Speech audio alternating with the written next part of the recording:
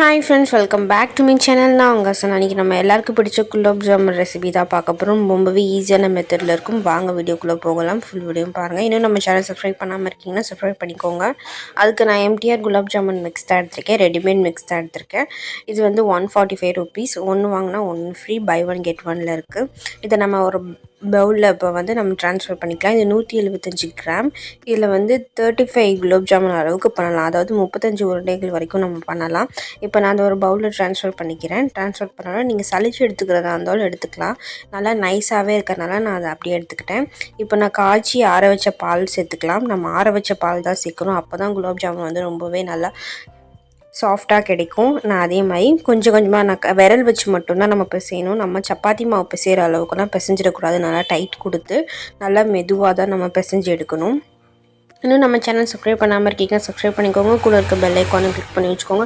அப்போ தான் நான் போடுற வீடியோஸ் அப்லோட்ஸ் எல்லாமே உங்களுக்கு தவறாமல் நோட்டிஃபிகேஷனாக வரும். நீங்களும் நம்ம வீடியோஸ் தவறாமல் பார்க்கலாம்.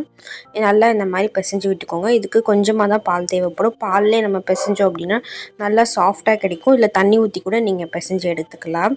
இப்போ நான் வந்து பால் ஊற்றியே நான் எல்லாமே பிசைஞ்சு எடுத்துக்கிட்டேன். அது நம்ம பிசையும் போது அது கொஞ்சம் பிசுப்பாக இருக்க மாதிரி தான் இருக்கும். கொஞ்சம் நேரம் நம்ம ஊற வச்சு எடுத்துட்டோம் அப்படின்னா நல்லா உருண்டைகள் பிடிக்க அழகாக வந்துடும்.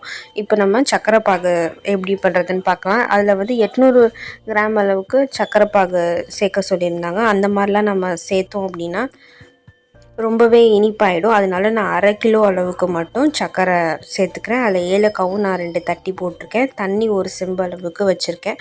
நல்லா இதுக்கு கம்பி பதம் வரணும்லாம் அவசியமே கிடையாது. நல்லா கொதித்து வந்தால் நல்லா பிசுப்பு வந்தாலே போதும். அந்த சைட் கேப்பில் நம்ம பால்ஸ் வந்து உருட்டிக்கலாம். குலோப் ஜாமுனுக்கு நல்லா கையில் வந்து அழுத்தம் கொடுக்காமல் மேலாக மட்டும் உருட்டி எடுங்க. அப்போ தான் குலோப் ஜாமுன் வந்து நல்லா சாஃப்டாக கிடைக்கும். அழுத்துனீங்க அப்படின்னா உள்ளெல்லாம் வேகாது, சீக்கிரமே உடஞ்சி வந்துடும், ஹார்டாக வந்துடும். நல்லா இந்த மாதிரி ரவுண்ட் ஷேப்பில் நம்ம ஒன்றா உருட்டி எடுத்து வச்சுக்கலாம். சைடில் எங்கிட்ட சர்க்கரை பாகும் ரெடி ஆகிட்டு இருக்குது.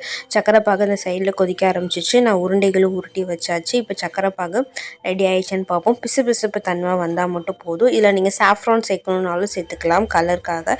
நான் கலருக்கு எந்த ஒரு ஆர்டிஃபிஷியல் கலரும் நான் சேர்க்கவே இல்லை. இப்போ சைடில் வந்து நான் ஆயில் வந்து ரீஃபைண்ட் ஆயில் தான் நம்ம பொரிச்சு எடுக்கணும். நல்லா ரொம்பவும் ஹீட்டாக இருக்கக்கூடாது, ரொம்பவும் ஹீட் கம்மியாகவும் இருக்கக்கூடாது. நார்மலான ஹீட்டில் நம்ம குலாப் ஜாமுன் உருண்டைகளை சேர்த்துக்கலாம். போட்ட உடனே நீங்கள் பெரட்டி விடணும். ஏன்னா ஒன்று கலராகவும் ஒன்று டார்க்காகவும் லைட்டாகவும் வந்துடும். ஏன்னா டக்குன்னு அது கலர் மாற ஆரம்பிச்சிடும். அதனால் நீங்கள் பெரட்டி விட்டுக்கிட்டே இருக்கணும். இந்த மாதிரி ஒன்றா பெரட்டி விட்டுக்கிட்டே இருங்க. எனக்கு நல்லாவே உடையாமல் இதே மெத்தடில் நீங்களும் ட்ரை பண்ணி பாருங்கள். உடையாமல் குலோப் ஜாமுன் சூப்பராக வரும். நல்லா இந்த மாதிரி பெரட்டி லோ ஃப்ளேம்லேயே வச்சு பொரிச்சிங்க அப்படின்னா உள்ளே நல்லா வெந்திருக்கும் மாவுக்குள்ளே. இந்த மாதிரி கலர் சேஞ்ச் ஆகி வந்ததுக்கப்புறம் நீங்கள் எடுத்து சூடான சக்கரை பாகில் தான் நம்ம குலோப் ஜாமுன் எப்போவுமே சேர்க்கணும். நல்லா சூடாக இருக்குது சக்கரை பாகு, நம்ம அதில் சேர்த்துக்கலாம். இதே போல் நான் இன்னும் நிறைய உருண்டைகள் உருட்டி வச்சுருக்கோம் இல்லையா, அதுவும் எல்லாத்தையுமே நான் சேர்த்து சக்கரை பாகுக்குள்ளே நான் சேர்த்துக்கிறேன். நல்லா இந்த அளவுக்கு கலர் வந்ததுக்கப்புறம் தான் எடுக்கணும். அப்போ தான் நம்ம ஆர்டிஃபிஷியல் கலர் எதுவுமே சேர்க்காமல் நேச்சுரலாக நமக்கு கிடைக்கும். இப்போ இருக்கிற குலோப் ஜாமுன் எல்லாத்தையும் நான் சேர்த்து எடுத்துக்கிறேன். எடுத்ததுக்கப்புறமா நம்ம ஒரு ஒன் டே நீங்கள் ஊற வச்சாலும் ரொம்பவே நல்லாயிருக்கும். இல்லை ½ அன் ஹவர் ஊற வச்சாலும் ரொம்பவே நல்லாயிருக்கும். நான் ½ அன் ஹவர் மட்டும் ஊற வச்சேன்.